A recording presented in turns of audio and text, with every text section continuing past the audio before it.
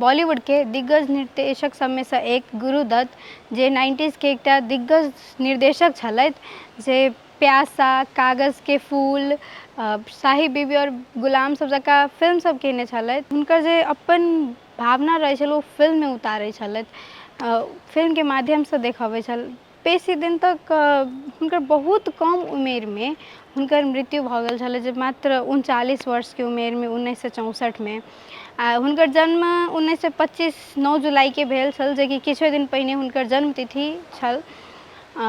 लेकिन ई अभिनेता के बात करी जे कैमरा के सामने में अपन ओते नीक प्रदर्शन करै छल, मुदा कैमरा के पछाड़ी हुनकर पर्सनल लाइफ में की समस्या सब बीत रहल छलै। लोग जे जते खुशी लगैत रहे छै ने, उ पछाड़ी ओकर मन में की रहै छै केकरो पता नहीं रहै छै। तहिना हुनको संग छल जे बच्चे से लऽ कऽ हुनकर बाल्यकाल आर्थिक संकट में बीतल, हुनकर पारिवारिक समस्या सब छल।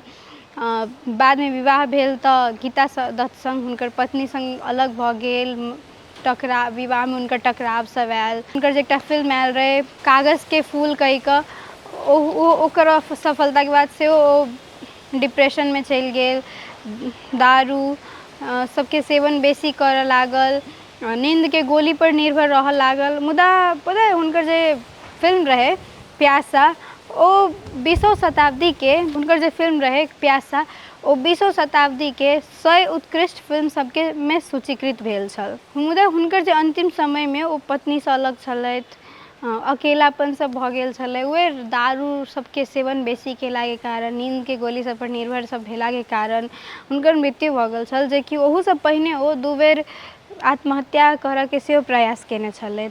आब हुनकर मृत्यु आत्महत्यो छलथि कि छलथि कि आब दवाई सबके साइड इफेक्ट छलथि से अखनो देखे बाद यदि बात कयल जाय तऽ ओहो एकटा संवेदनशील निर्देशक सबमें से एक छलथि।